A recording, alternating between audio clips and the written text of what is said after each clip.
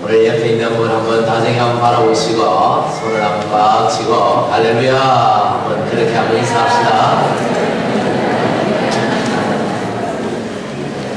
오늘은 사순절 첫 번째 주일입니다. 사순절은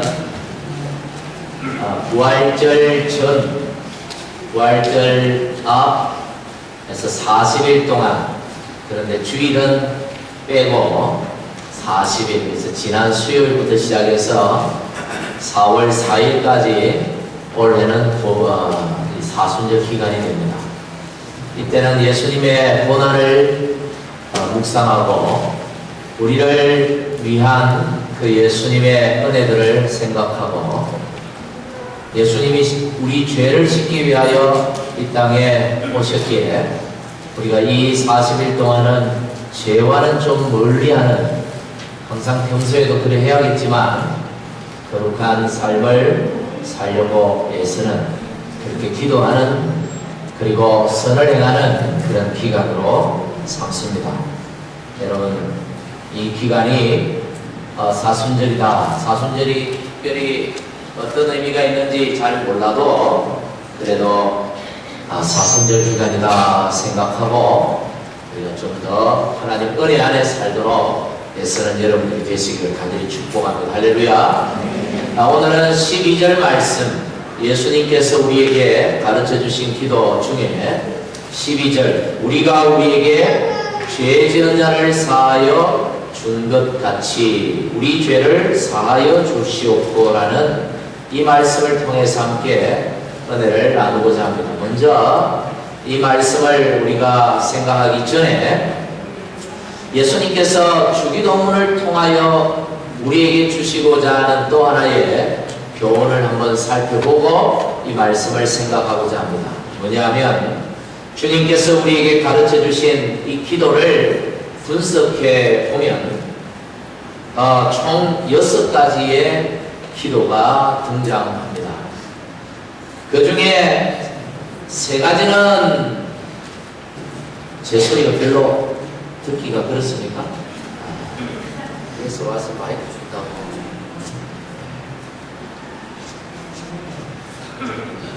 되게 힘든데.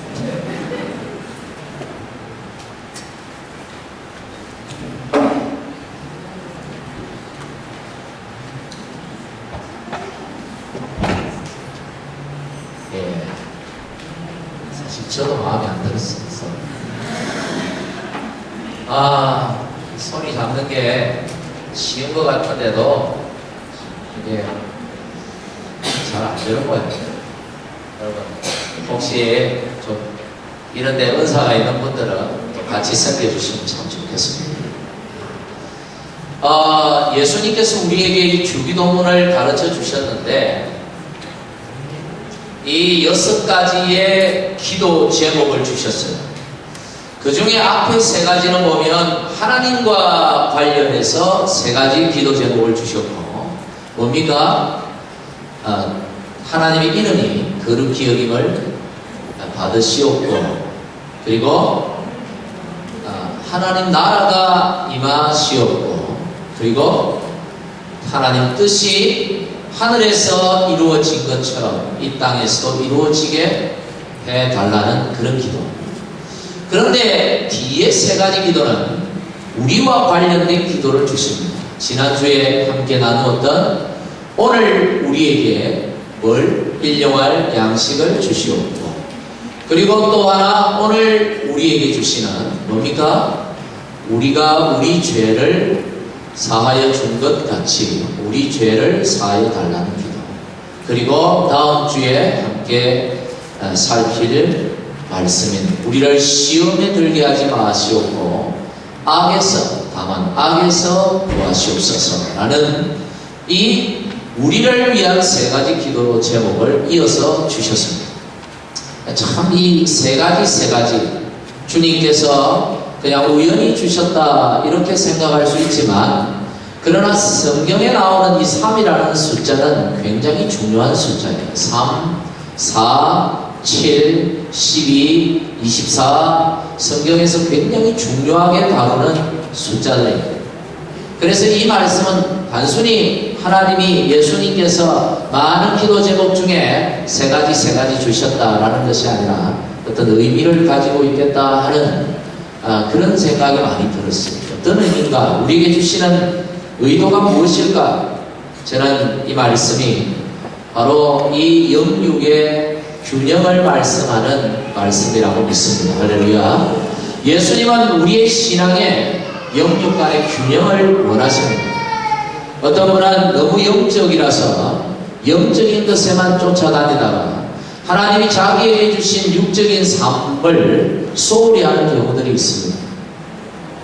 육이라고 하면 모든 게 나쁘다라는 게 아니라 하나님 나라에 속하고 하나님께 속하는 것을 영적이라고 하면 우리 인간에게 속한 것을 육적이라고 표현할 뿐이에요.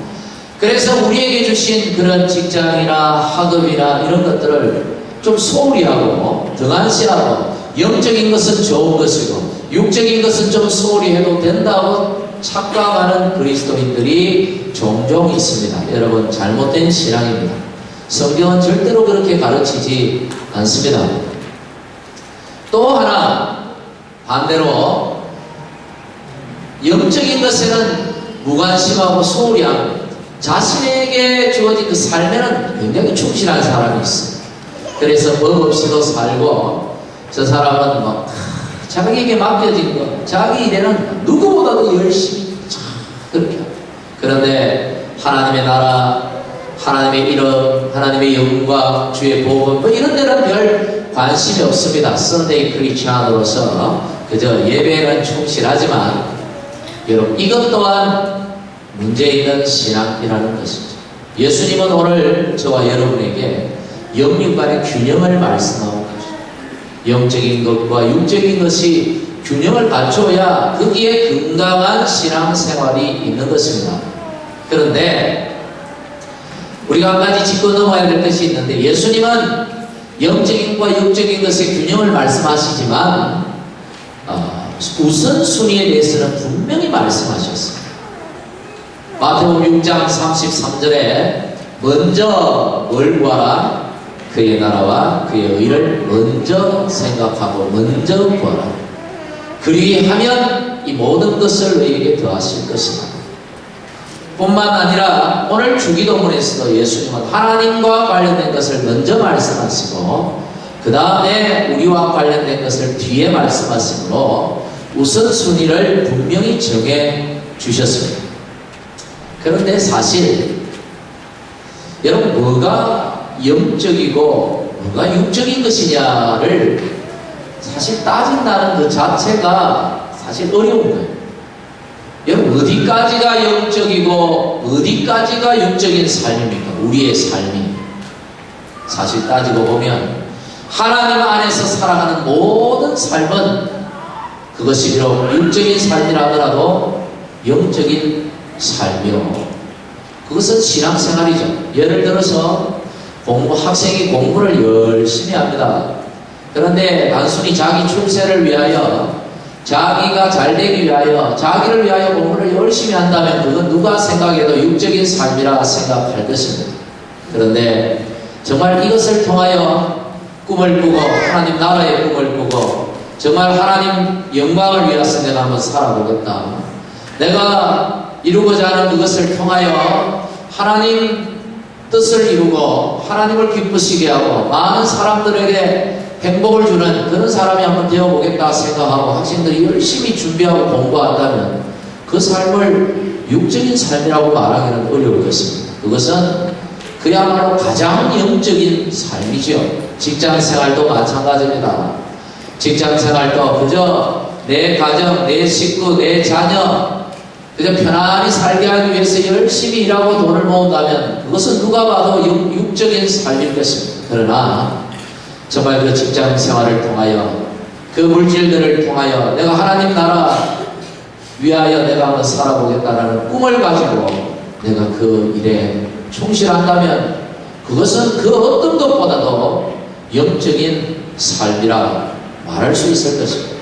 그러니 뭐가 영적이다, 뭐가 육적이다 우리가 따지기보다는 정말 하나님 나라를 생각하고 정말 하나님 안에서 하나님 주신 그 소명을 깨닫고 우리가 어떤 일이든 무슨 일을 하든지 어느 곳에 있든지 충실하고 열심히 한다면 그것이야말로 가장 균형 잡힌 신앙생활이라 말할 수 있을 것입니다. 여러분, 언제나 하나님 은혜 안에서 하나님 주신, 여러분에게 주신 소명을 깨닫고 열심히 건강한 그런 삶을 살아가시는 저와 여러분이 다 되시길 간절히 축복합니다. 이제 12절 말씀으로 돌아가서 두 번째로, 오늘 이 6장 12절이 우리에게 주시는 가장 강렬한 메시지가 하나 있다면 그것이 뭘까요? 하나님은 심판하기보다 용서하기를 원하시는 분이다 하는 메시지입니다. 하나님은 죄를 미워하십니다. 그래서 하나님이 죄를 얼마나 미워하시는가, 하나님 없는 세상, 하나님 떠난 죄인들을 하나님이 어떻게 심판하는가를 요한계시록은요 무시무시하게 우리에게 보여주고 있습니다. 성경 마지막 책인 요한계시록은 하나님을 믿지 않는 죄악으로 가득 찬 세상을, 죄인들을, 하나님 떠난 자들을, 하나님 없는 자들을 어떻게 하나님께서 심판하시는가, 그 엄중한 심판을 기록한 책이 요한계시록입니다. 로마서 6장 23절에는 뭐라고 말합니까? 죄의 삭은 뭐라고요? 사망. 망한다 이런 말입니다. 죄인은 망할 수밖에 없다. 죄인은 심판받을 수밖에 없다. 이 히브리서 9장 27절은 또 뭐라고 말합니까? 사람이 한 번 죽는 건 다 정해진 것입니다. 그러나 그 이후에 뭐가 있다고요? 심판이 있다. 죽는 거로 끝나는 게 아니라 반드시 심판받게 될 것입니다. 죄인은 심판을 면할 수 없다고 성경은 분명히 말씀하셨습니다. 하나님이 제일 싫어하는 게 죄요, 하나님은 모든 것을 가지셨지만 하나님이 가지지 않는 유일한 것이 또한 죄요. 그래서 하나님이 죄인인 우리를 그 마음대로 심판하셔도 그 누구도 아무 말도 할 수 없는 게 우리가 처한 현실입니다. 그런데 하나님은 이런 우리를 심판하시기보다는 뭐 하기를 더 원하신다고요? 용서하기를 원하십니다. 하나님은 우리가 인생이 지옥에 가는 것을 절대로 원하지 않으시는 겁니다. 그러면 왜 하나님께서 지옥을 만드셨는가 이렇게 생각하는 분들이 있습니다. 예전에 어떤 분이 하나님은 사랑의 하나님이 아니다, 왜 당신이 만든 세상을, 왜 당신이 만든 인간을 왜 심판하고 왜 지옥에 가게 만드느냐 이거죠. 그래서 하나님에 대한 큰 오해를 가지고 착각을 하는 분을 제가 보았습니다. 여러분, 지옥은요 사람을 위하여 만든 곳이 아닙니다. 마태복음 25장 41절 보면 두 번째 절에 마귀와 그 사자들을 위하여 예비한 영원한 불이 있다고 그랬어요. 지옥불이죠. 지옥을 말합니다. 지옥은 누구를 위하여 예비되었냐면 하나님을 떠난 타락한 천사들이 마귀와 그 사자들, 그 귀신들을 위하여 예비된 자리가 지옥입니다. 하나님은 그 타락한 천사들을 심판하기 위하여 지옥을 만드신 것입니다. 사람을 심판하려고 만든 게 아니라는 겁니다. 그런데 누가 거기에 따라 들어갑니까? 사람들이 따라 들어갑니다. 마귀에게, 귀신에게 속아서 하나님을 인정하지 아니하고 하나님 없다고, 하나님을 아버지로 믿지 아니하고 하나님 보내신 독생자 예수 그리스도를 나의 주로 믿지 않기 때문에 들어가지 말아야 할 지옥에 따라 들어가고 있는 것입니다. 하나님은 우리가 지옥 가는 걸 원치 않습니다. 심판당하는 걸 절대로 원하지 않으시는 분입니다. 우리가 예수님을 보내어달라고 기도한 적이 없습니다. 요청한 적이 없습니다. 그런데도 하나님은 우리를 구원하시기 위하여, 용서하기 위하여 당신의 독생자 아들까지 아낌없이 우리를 위하여 내어주셨습니다. 우리가 아직 죄인 되었을 때에 예수님을 보내시고 한 번도 우리가 그분을 요청한 적이 없지만 그분이 우리에게 다가오셔서 우리를 용서해 주셨습니다. 그러나 끝까지 하나님이 내미는 그 용서의 손을 잡지 않는다면 심판을 면할 수가 없는 것입니다. 왜 심판을 당합니까? 끝까지 내미는 하나님의 용서의 손길을 잡지 않았기 때문에 심판당하는 것이지, 하나님은 절대로 우리를 심판하기를 원하지 않으시고 오히려 어떤 죄라도, 그 무슨 죄라도, 아무리 큰 죄라도 하나님은 용서하기를 바라고 계신다는 사실을 여러분 믿으시기를 간절히 축복합니다. 여러분, 비록 우리가 죄를 지었지만 하나님은 죄를 용서하기를 원하십니다. 그래서 이사야 1장 18절에 여호와께서 말씀하실 때 오라 우리가 서로 변론하자. 너희의 죄가 주홍 같을지라도 눈과 같이 휘어질 것이요 진홍같이 붉을지라도 양털같이 되리라. 할렐루야.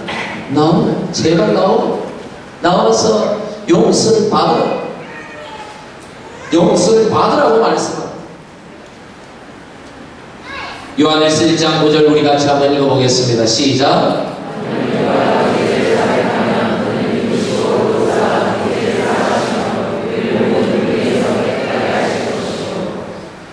하나님께 나아가는 자, 하나님께 용서를 구하는 자, 하나님이 깨끗이 용서해 주시는 줄 여러분 믿으십니까? 왜 우리가 하나님께 죄의 용서를 구하면 하나님이 용서해 주시는 줄 아십니까? 하나님이 그걸 원하시기 때문에. 오늘 이 말씀을 주신 분이 예수님입니다. 하나님의 아들 예수님은 하나님 마음을 너무 잘 아시기 때문에 용서를 구하면 용서해 주십니다. 누가복음 15장에 보면 탕자의 비유라는 유명한 이야기가 나옵니다. 예수님께서 말씀하셨죠. 한 아버지가 있는데 두 아들이 있었습니다. 둘째 아들이 아주 불효막심한 나쁜 놈입니다. 아버지가 살아있는데 유산 달라고 뺐다시피 해서 챙겨가지고 먼 나라로 가서 탕진해버리고 쫄딱 망하고 나중에 죽게 되니까 아버지께로 돌아오죠.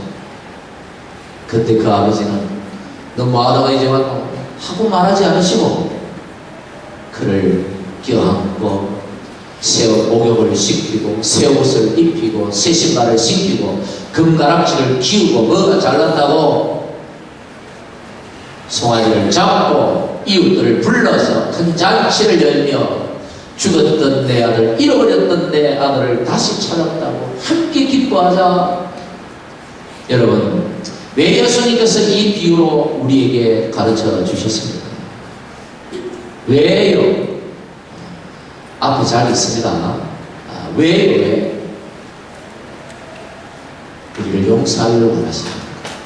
어떤 죄를 짓더라도, 어떤 죄인이라도 하나님 앞에 오면 용서받는다는 것입니다. 할렐루야. 하나님의 뜻은요, 우리가 죄의 두려움 속에, 죄책감 속에 시달리는 걸 하나님 기뻐하지 않으십니다.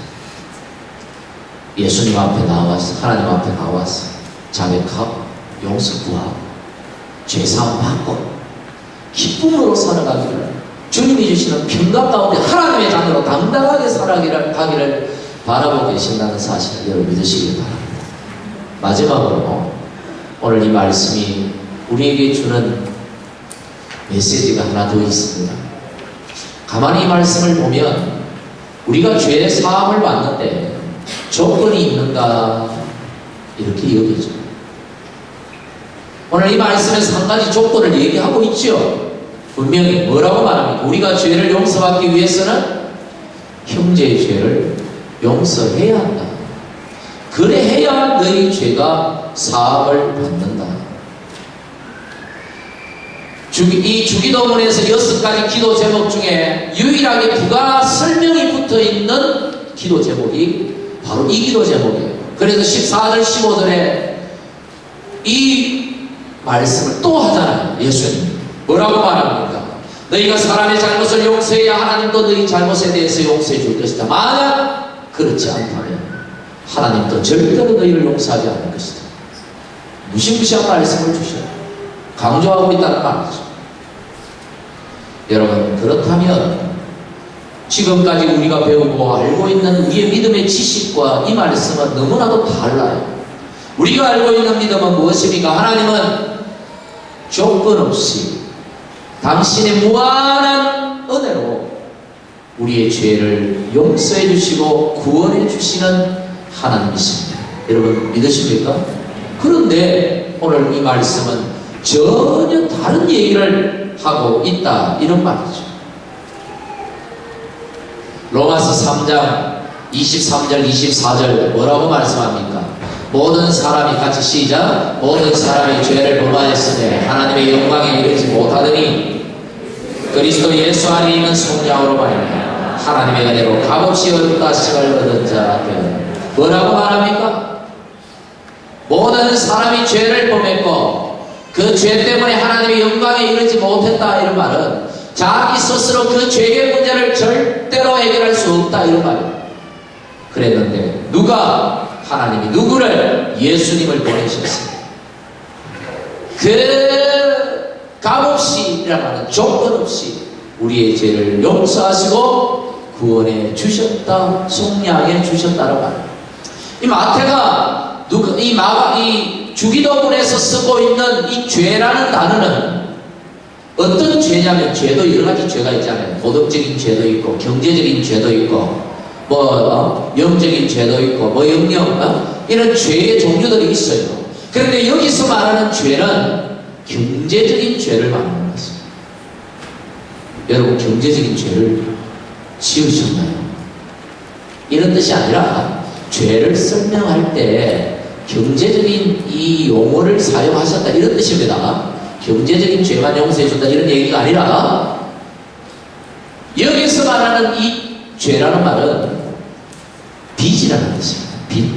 여러분, 빚이 뭔지 아닙니까? 빚진 사람은 다 죄인입니다, 이런 뜻인가요? 론 받으신 분들이 많죠. 집 산다고 다 죄인들이야, 이런 얘기가 아니라 죄를 어디에다가 빗대고 있다고요? 빚에다가. 빚진 것에다가 빗대고 있단 말이에요. 그래서 죄를 경제적인 용어를 사용했다, 이런 말입니다. 여러분, 우리가 엄청난 빚을 졌어요. 내 힘으로는 내가 평생 노력해도 절대로 갚을 수 없는 빚을 졌는데 예수님께서 자신의 생명으로, 생명값, 예수님의 생명값, 하나님의 아들이니까 예수님의 피값이 어마어마하단 말이에요. 우리 전 인류의 죄를, 빚을 다 탕감하고도 청산하고도 남는 가치가 있는 그 하나님의 아들의 생명의 그 피 값으로 우리를 속량, 탕감해줬다, 청산해줬다. 빚을 절대로 갚을 수 없는 것을 우리가 한 게 아무것도 없는데 이게 값없이, 우리가 한 게 아무것도 없는데 우리의 모든 걸 다 탕감해줬다. 그래서 빚에서 자유자가 된다. 이렇게 죄의 문제를 설명하고 있는 것입니다. 여러분, 그런데 오늘 12절은 다르게 얘기하죠. 성경은 분명히 여러 곳에서, 수많은 곳에서 값없이, 조건 없이 죄사함 받았다 했는데 왜 여기서만큼은, 왜 예수님은 이렇게 기도하라고 하실까? 예수님의 말씀이니까 더 능력이 있는가? 앞에 어떤 바울의 말씀이고 하니까 그런 건가요? 그렇지 않습니다. 오늘 이 예수님께서 이 말씀을 하기 전에 저는 전제가 하나 있다고 생각해요. 전제가 뭐냐면 이미 우리가 제자들은 예수 믿는 사람들 아닙니까? 이미 우리가 그 엄청난 빚을 다 탕감받고 엄청난, 도저히 내 힘으로 갚을 수 없는, 내 능력으로는 도저히 해결할 수 없는 엄청난 죄를 해결받은 사람이다. 이미 우리가 다 해결받았어요. 해결받았다고 죄 안 짓습니까? 구원받았다고 죄 안 짓습니까? 오늘도 교회 오기 전에 죄 지은 분들 좀 있을 거예요. 죄로부터 우리가 이 자유로울 수가 없는, 하루에도 몇 번씩 죄를 짓잖아요. 우리가 모든 죄 탕감받고도, 예수 믿고도 내일도 또 죄 지을 거잖아요. 지으면 안 되겠지만 어쩔 수 없이 불가항력적으로 짓는단 말이에요. 우리가 약해서 천국 가는 그날까지는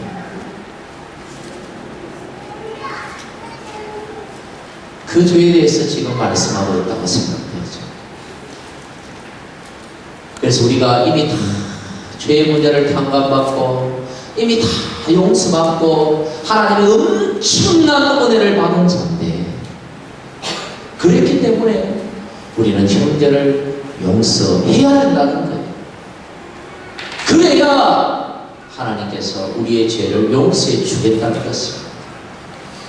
그래서 이 말을 조금 다르게 표현하면 이렇게 표현할 수 있을 거예요. 하나님, 제가 형제의 죄를 용서합니다. 그러니 하나님, 저의 죄도 용서해 주시옵소서. 조금 다르게 반대로 얘기하면, 하나님, 제가 도저히 형제의 죄를 용서하지 못하겠습니다. 그러니 저의 죄도 용서하지 마십시오. 용서받을 그게 낯짝이 없잖아요. 그래가지고 용서받으면 안 되잖아요. 내가 그렇게 큰 은혜를 받았는데 그 아무것도 아닌 거, 인간적으로 생각하면 좀 클지 모르지만 하나님 앞에서는 아무것도 아니고 그걸 용서를 못해가지고 내가 하나님 앞에 무슨 낯짝으로 용서해달라고 기도하겠냐. 그러니 형제의 죄를 용서하고 용서를 구해라. 그것이 은혜 받은 자, 모든 죄의 빚을 탕감받은 자의 도리요, 의무요, 책임이요, 그렇다는 것입니다. 한 발 더 나아가서, 그렇기 때문에 우리가 큰 은혜를 받은 자로서 형제의 죄를 용서하지 않는 것은, 이건 고의적으로 용서하지 않는 죄가 됩니다. 내가 용서받았기 때문에 그걸 내가 아는 자로서 용서하지 않는 것은 고의적으로 용서하지 않는다. 그래서 이런 자에 대해서는 하나님도 고의적으로 우리의 죄를 용서해 주지 않을 것이다. 예수님은 엄중히 오늘 이 말씀을 통하여 우리에게 경고하고 계시는 것입니다. 분명히 성경적인 원리는 죄사함을 받는 데 어떤 조건이 필요 없습니다. 예수 믿으면 그걸로 충분합니다. 그런데 오늘 이 말씀은 그럼에도 불구하고 오늘 말씀은 우리가 큰 은혜를 받은 자, 큰 죄사함을 받은 자에게 인간 서로 간의 형제 간에 용서하지 못하는 것, 이건 고의적으로 안 하는 것이기 때문에 하나님도 고의적으로 용서해 주지 않겠다, 이렇게 말씀하고 계십니다. 여러분, 이걸 그러면 어떻게 이 원리가 맞다는 것을 증명할 수 있겠는가? 이 원리를 어떻게 증명할 수 있겠는가? 성경이 증거를 해줘야 되잖아요. 그냥 논리적으로 그럴 것이다 라고 생각하고 끝나면 안 되잖아요. 이것을 증명해 주는 성경이 마태복음 18장 21절부터 35절의 말씀입니다. 일명 1만 달란트의 빚진 자의 비유라고 하기도 하고 무자비한 종의 비유라고도 하는 이 말씀. 한 사람이 1만 달란트의 빚을 졌습니다. 왕에게 신하가 1만 달란트의 빚을 졌습니다. 1만 달란트가 얼마나 큰 돈인지 압니까? 한 달란트는 6,000데나리온, 한 데나리온은 노동자 하루 품삯입니다. 그러니 한 달란트는 노동자 20년 연봉입니다. 그런데 그걸 1만 달란트나 빚졌대. 이쯤 얘기하면 사람들은 도대체 그 사람이 뭔 빚을 졌을까, 얼마나 빚을 많이 지면 1만 달란트나, 이런 생각을 하지 마십시오. 여기서 1만 달란트가 고작 어떤 1만 달란트를 얘기하고자 하는 게 아니라 도저히 한 사람으로서는 갚을 수 없는 빚이라 이런 뜻이에요. 그 당시 유대가 로마의 식민지로 있었는데 유대가 1년에 그 당시 로마에 갖다 바치는 1년치 세금이 800달란트입니다. 그럼 이게 얼마나 큰 돈인지 알겠죠? 어쨌든 엄청난 빚을 졌습니다. 여기서도 이 빚은 앞에서 말씀드렸던 것처럼 죄를 상징하는 거예요.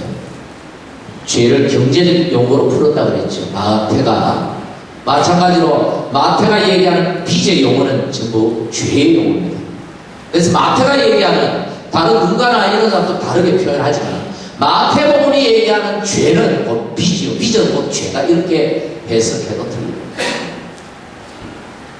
여러분, 이 사람이 한마디로 말하면 자기의 능력으로 도저히 해결할 수 없는 빚을 졌고 죄를 지었다는 거예요. 그런데 왕이 갚지도 못하면서 갚겠다고 사정액을 복구하는 그 사람을 불러서 죄를 다 탕감해줬어. 빚을 다 탕감해줬어. 그래서 이 사람이 너무 좋았어. 너무 기뻐서 룰루랄라 돌아가는 길에 자기에게 옛날에 100데나리온, 큰 돈이죠. 3개월치 월급에 해당되니까 큰 돈이지만 그 1만 달란트에 비하면 아무것도 아니에요.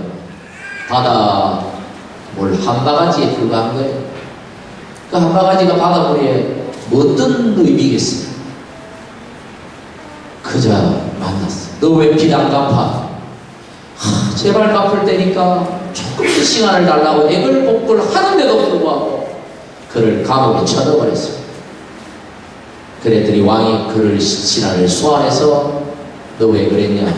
나는 너에게 이런 은혜를 베풀었는데 그 정도도 못하겠냐? 하고는 다시 감옥에 넣으면서 그 빚을 다 갚을 때까지는 너 못 나온다.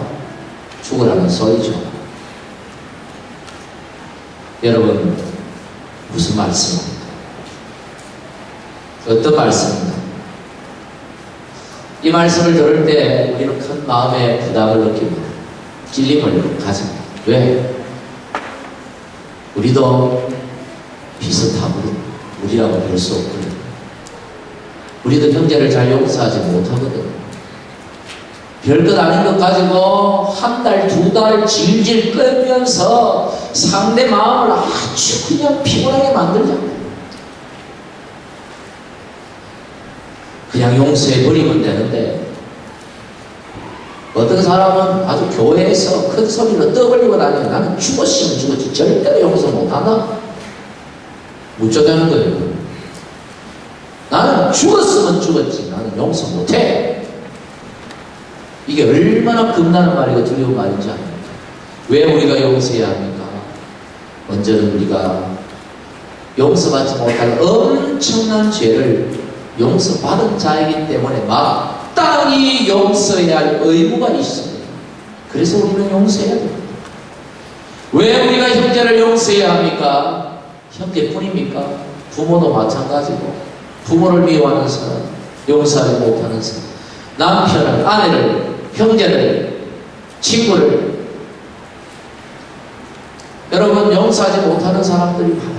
왜 우리가 용서해야 합니까? 그것은 오늘도 내일도 내가 죄를 짓고 있고 내가 죄를 지으니 내가 그 죄를 용서받기 위해서는 내가 용서를 해야 하는 것입니다. 여러분 용서가 쉽지 않은 것 저도 압니다. 도저히 용서할 수 있는 마음이 안 생기는데 어떻게 용서하느냐. 그러나 여러분 하나님 앞에 기도해야 합니다. 용서할 마음을 달라고, 용서할 수 있는 능력을 달라고 기도해야 합니다. 그리고 반드시 용서를 실천해야 합니다. 용서하는 곳에 하나님의 나라가 임합니다. 할렐루야.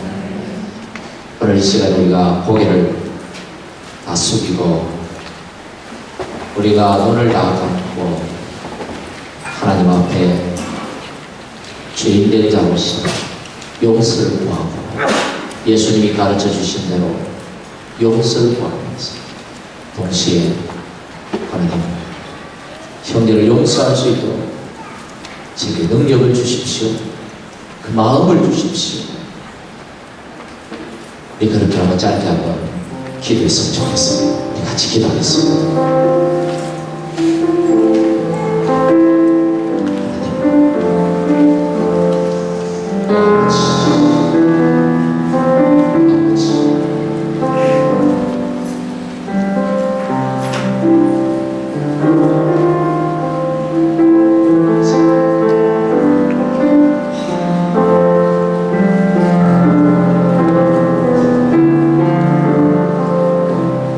우리의 감당할 수 없는 엄청난 죄의 빚을 속량하신 하나님, 그 은혜 생각할 때마다 감사하지 않을 수 없습니다. 우리가 너무나도 큰 은혜를 받은 자인데 우리는 형제의 작은 잘못도 용서하지 못하고 시간을 끌고 용서하지 않겠다고 마음에 다짐까지 하는 악한 자입니다. 용서해 주시옵소서. 용서할 수 있는 마음을 주시고 용서를 실천할 수 있는 믿음을 주시고 용서하며 살게 하여 주시옵소서. 예수님 이름으로 기도하옵나이다. 아멘.